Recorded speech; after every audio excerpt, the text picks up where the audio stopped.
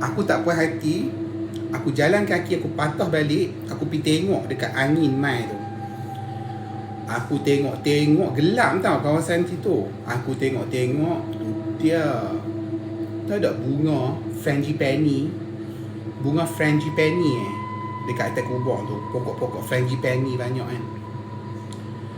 Berterabak semua bunga-bunga tu. Bukan bunga melok tau, dia bunga frangipani tu. Berterabak semua dekat atas tanah. Aku tengok rupa-rupanya tu kubur. Aku baru tahu yang kata yang tu kubur. Bunga kemboja. Betul, bunga kemboja.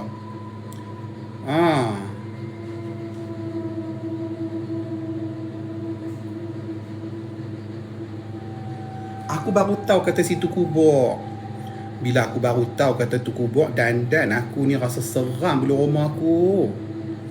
Aku rasa seram tau. Aku terus jalan cepat macam dengan Mr. Bean. Aku jalan cepat macam Mr. Bean tu. Aku nak balik, aku nak masuk lift. Bila aku nak masuk lift, aku tunggu dekat lift tu. Aku jadi takut tau.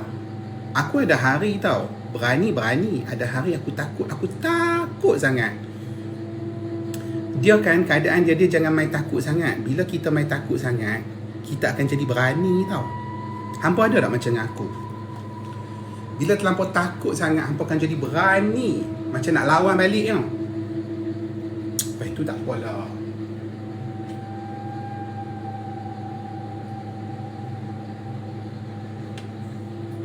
Aku tunggulah lift nak turun. Aku tunggu kat tempat lift tu nak turun. Bila aku tunggu tempat lift tu nak turun, nak balik,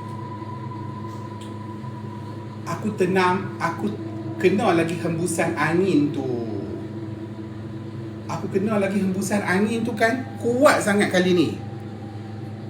Lepas tu hampa, aku dengar bunyi pula. Macam bunyi benda bergerak.